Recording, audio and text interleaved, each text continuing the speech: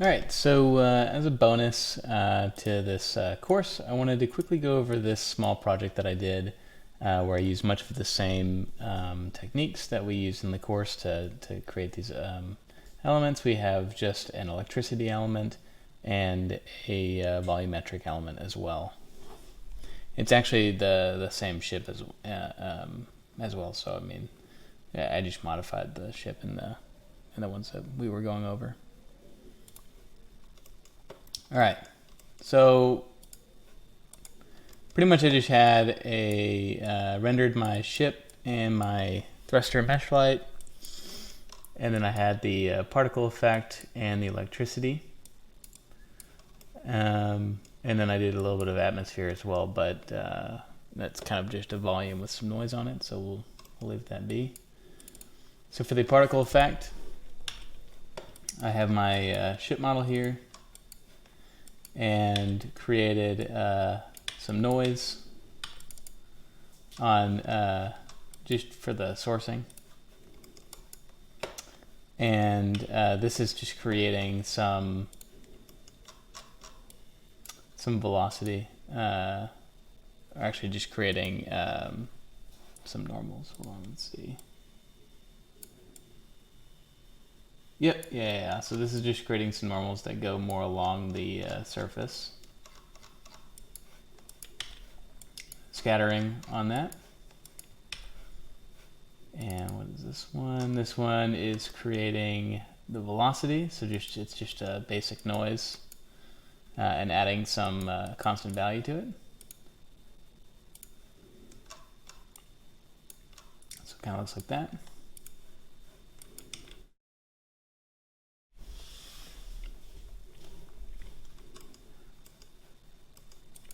And this is my density. And then I created a collider here for the ship. And then this is actually a VDB analysis. So I first rasterized it to just an SDF and converted this to a gradient field, which I can just quickly draw over here.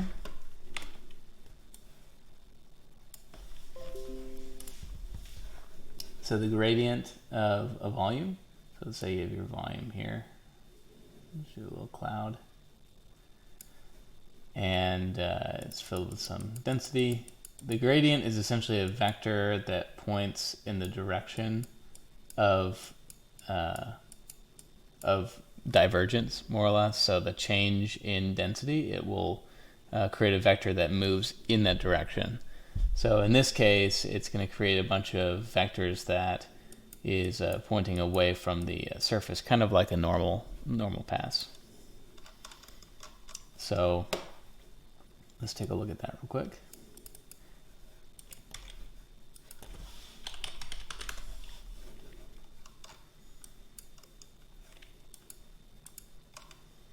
Oops, hold on.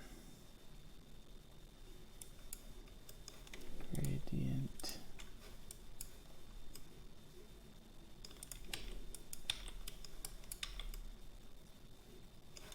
Oh, there we go. So you can see now that it is pointing in the direction of the surface. And one of the reasons I did that here instead of doing like just rasterizing a normal field or like the normals of like this model is because I would need to create a lot of points to do that, whereas we can create whatever resolution volume we want and with an SDF and then get this, and it does it everywhere. We don't have to worry about the space between samples and stuff. It will automatically make sure that everything's filled out properly. And in this one, I'm just essentially creating an ambient gravity so that outside of this gradient field, it has a force of -1. So it will move in backwards in this direction. So it, when it's close to the surface, it's going to be attracted to the surface, and then once it gets further away, it's going to be hit by this wind. And you can see that it's just, I'm saying gravity is normalized normalize the gradient, sampling the gradient of the of this volume here, and multiplying that by -1 because that gradient is going to be pointing away from the surface, and we want it to be pointing towards the surface. And then if the length of the gradient is less than a certain amount, so for example, we can see that out here there's really nothing. Of course, let me see if I can get a points from volume.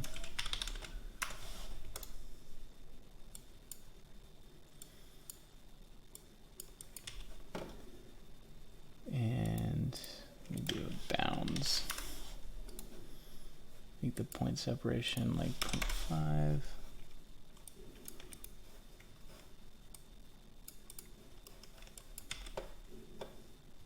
So you can see like out here there's really nothing going on. So then if I put it here and I check gravity,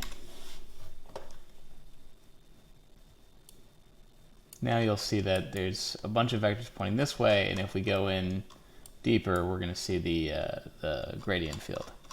So what we're essentially getting is, oops, if this is a slice of our volume, and this is our ship, we've got a bunch of vectors pointing inwards, and then if it's far enough away from the surface, then it's going to get kicked this way. So it's kind of like having like a local gravity around this object, and then as soon as it goes far enough away from the object, then it will get picked up by like wind, essentially. You could probably do this in 2 different volume passes. Like you could do one velocity field that's just the gravity, and then another one that is just the wind. But I decided to do it in one. And then I just smoothed it so that it has a better transition between those areas.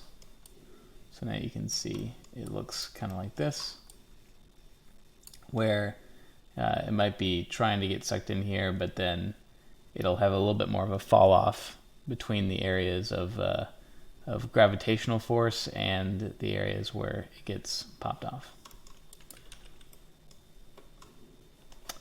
I'm going to go to manual mode, and we can just take a look at the dot network. So it's pretty simple. All I'm doing is sourcing in the density, doing some kind of tweaking on the scales and the velocity, and then I'm also sourcing in the gravity and making that pretty high scale, it looks like. And then I'm just using the regular smoke solver, but not crazy, division size. We're not looking for a super high resolution volume or anything. And then I'm adding my collider as well. And then in terms of, there's really no other forces in here. Like we don't have any turbulence or anything like that. I'll kind of let the velocity coming in and the gravity do all the interesting details here. Let's see if I can load this in. Yep. So this is something I get back. Pretty much it's just going to stay close to the ship and then kind of spawn off the back. And nothing too special. I'm doing it on a static ship because obviously in the shot that I was displaying, there's really not much movement. I mean, it's mainly just the camera and kind of a gag of moving it into place. So, all right. So once I've run that out, I have just here got some noise on the ship, and same kind of deal where I'm just doing a little bit of kind of creating some density values and messing with the normals. Scattering this and kind of getting something that looks like this with the sourcing. Creating some noise for the color, and really that's it, because it's just something that we wanted to have flow from those sources. But something else you could do is drop down a rest, and we could do this after the fact.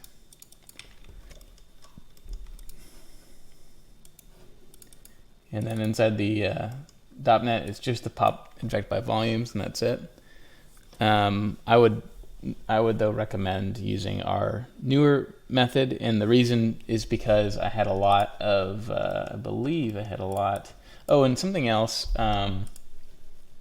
So I've said it before in this workshop, but always recalculate your velocity after a simulation. But I always try to do it before my sim cache, just because it can be heavy sometimes. So it's nice to get it just right off of the cache, and then that way you don't have to do another cache if it's taking too long. And one of the reasons why I decided to dive deeper into the pop inject by volumes is because I wanted to get rid of me having to delete velocity values that are less than a certain threshold. And this is our norm age, and I did a length of acceleration as well as an AOV.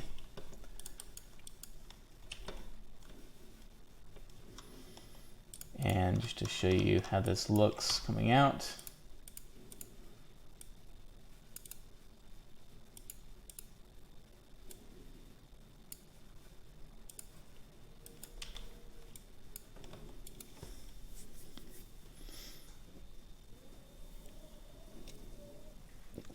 Just kind of leaching right off of the ship here.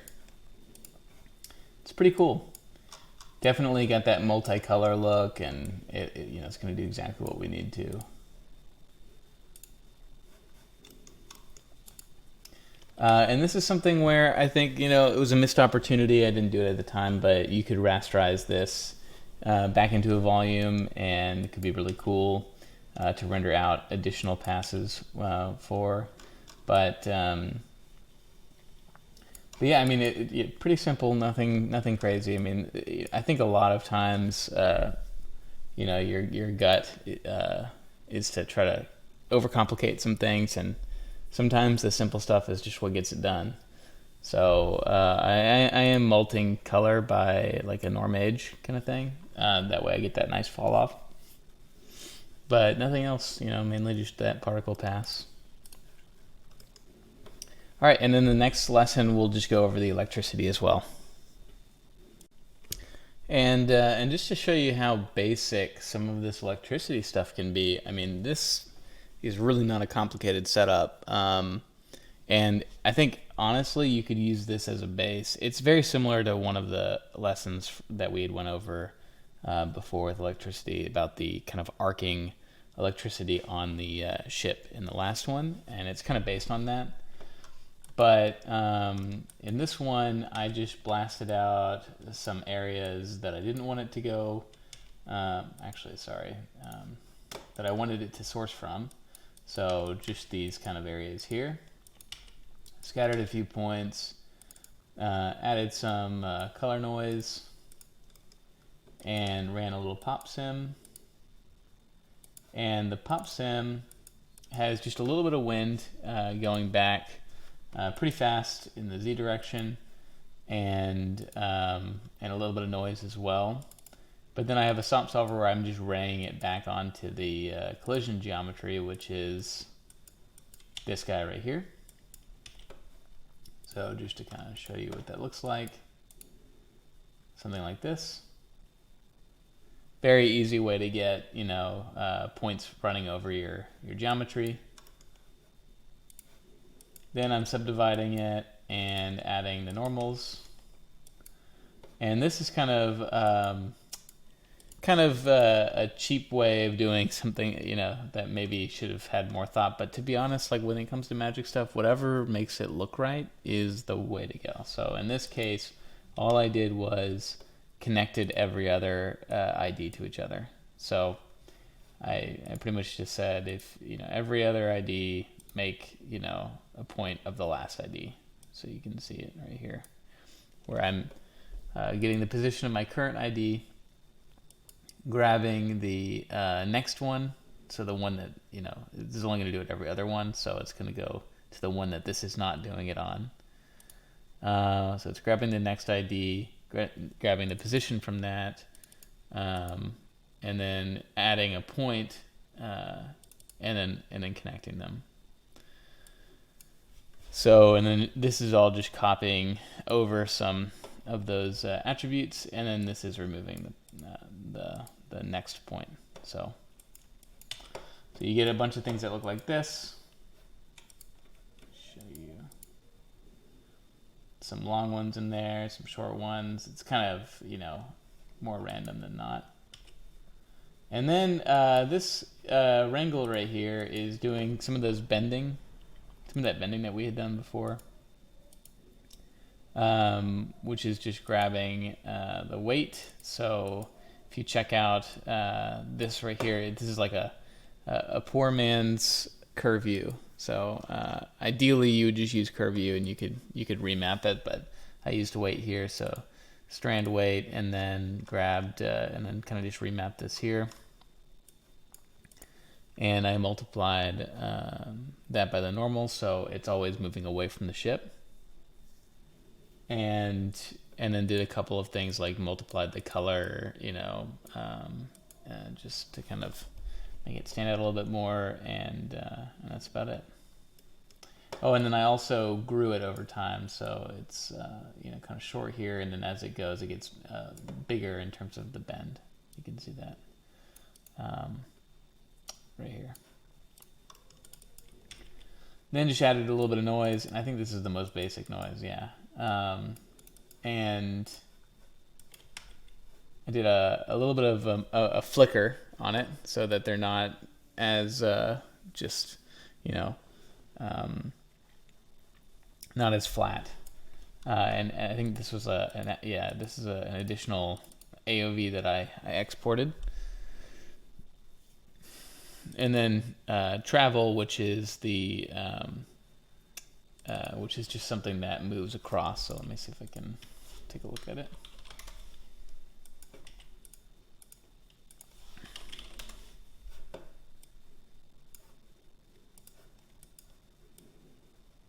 Just kind of highlights different areas, and something to play around with in comp if you can see it kind of moving on some of them, moving this way, and just moves across the strand. And then let's check out flicker real quick. So yeah, just kind of fading in and out on some strands and stuff, just for some more visual interest to kind of break it up, because I mean, this can look kind of very homogeneous and kind of just like all the same, so you want to find ways of breaking that up. And then just setting the width and color to be a little bit more of a ramp here.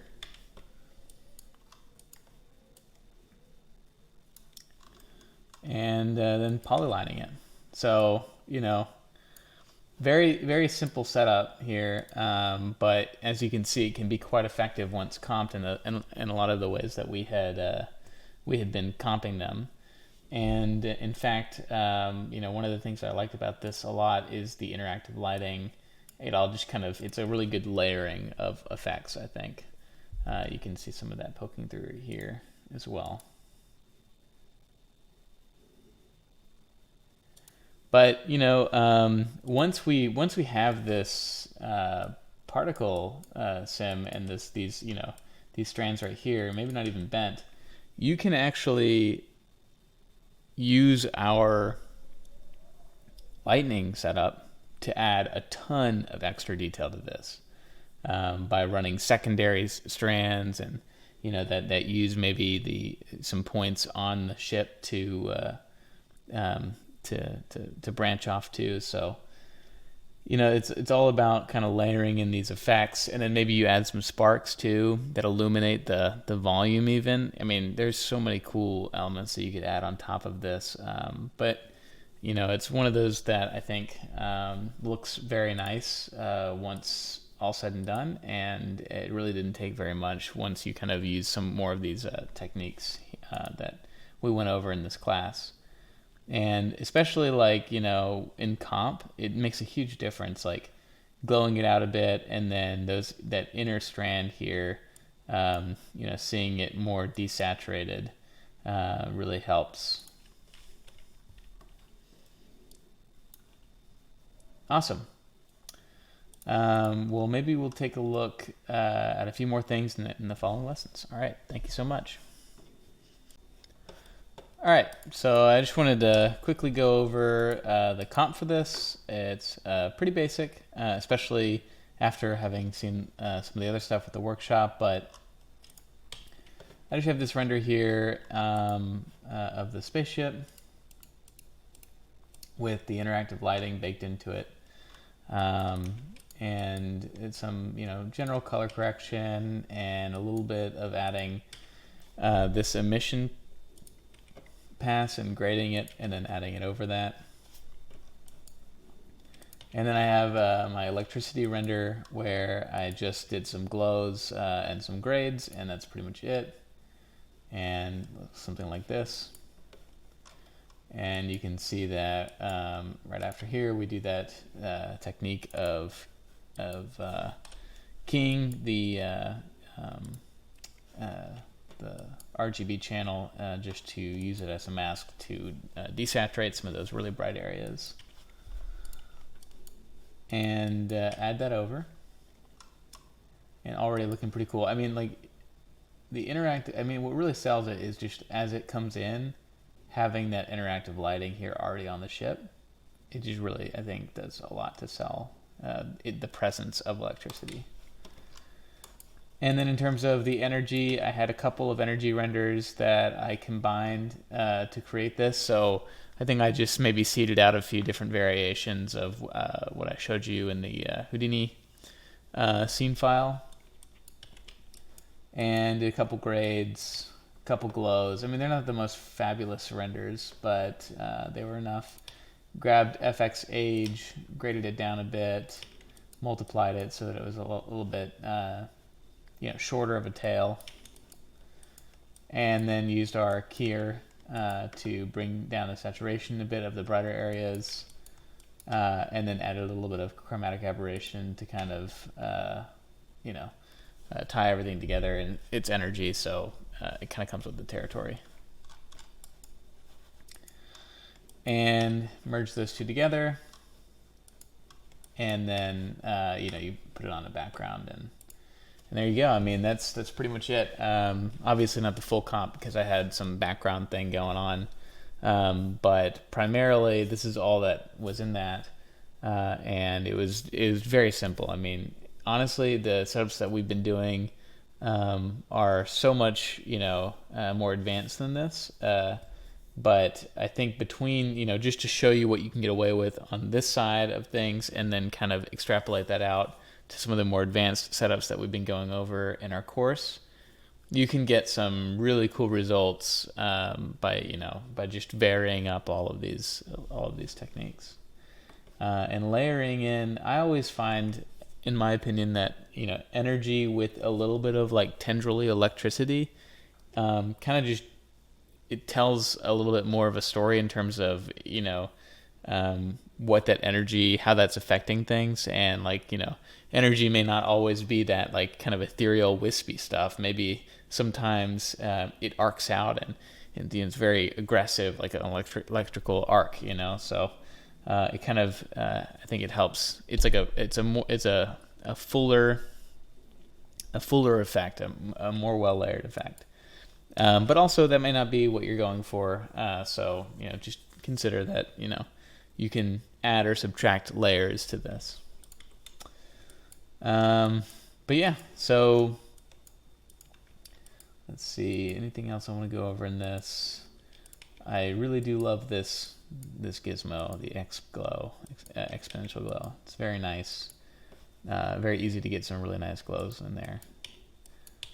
And maybe the glows are a little bit too much. I mean, it's always kind of a balancing act of, you want some in there to help tie it in, but you don't want too much to make it look like a big glow fest, which, to be honest, this kind of is. But anyways, yep, just wanted to hop in here and show you guys how I finished this shot out. I'll see you guys in the next one.